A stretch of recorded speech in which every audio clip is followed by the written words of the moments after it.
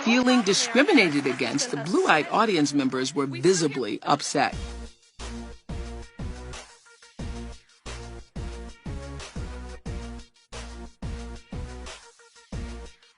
Today's audience was separated into two groups. Not on the color of their skin were they separated when they arrived. They were separated based on the color of their eyes. But they have no idea that they were separated. What we did was treat each group differently, discriminating against the people who have blue eyes, catering to those people with brown eyes. Come on. What color your eyes? Blue? Over there. Put it on. No. Over there. Blue? Over there. The blue-eyed people were pulled out of line, told to put on a green collar and wait outside. When the brown-eyed people arrived, they were told to step to the front of the line. Our staff was instructed to be extra polite to brown-eyed people and to discriminate against blue-eyed people like this one. I understand that, but actually my license got stolen.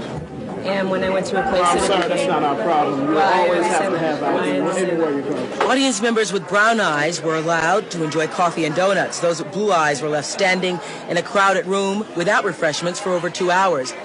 The blue-eyed group became upset when they saw the brown-eyed people were being seated first. What are they doing in there? So I just want to warn all of you who are watching, you know more than they know in the audience. Diversity expert Jane Elliott helped set up the experiment. She played along, telling our segregated audience that brown-eyed people were smarter than blue-eyed people. I've been a teacher for 25 years in the public, private, and parochial schools in this country, and I have seen what brown-eyed people have done as compared to what blue-eyed people do. And it's perfectly obvious. And if I didn't believe it before this morning, you should have been here this morning when we brought these people in here. Feeling discriminated against, the blue-eyed audience members were visibly upset. She was rude to us, all of us. Yelled at us, called us names, pushed us aside. She was rude.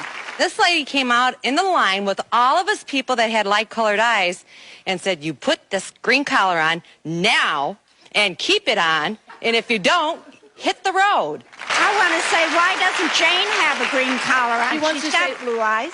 Because I've learned to act brown-eyed. I have a brown-eyed husband and 3 brown-eyed children. Why did you?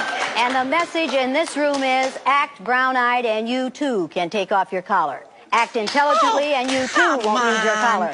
None of you have acted intelligently yet. It wasn't long before the brown-eyed people bought into the idea that they were superior. You people, look,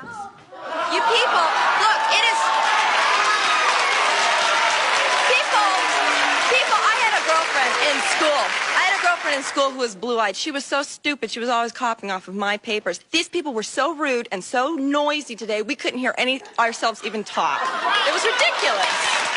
Eventually, the audience figured out the show was really about race. Now, he was so angry, he took off his collar way on early. Yeah, we need to talk about that, taking off the collar. These people can take off their collars, and then nobody knows what color their eyes are from a distance. How many of you people of color can take off the collar that we have put on you? How many of you can take off your color? But if a black male refused to follow your orders, or your husband's orders, or your father's orders, on the street, you would not see that as being highly principled. You would see him as being an uppity. Well, we can see where this is going. She's saying that everybody has racism in them. It's not really about the eye. She's trying to teach about racism. But she can't get away from the fact that God created the races, and you are going to be different. You can't help it to be like that. God created one race, the human race, and human beings created racism. Oh, I love that.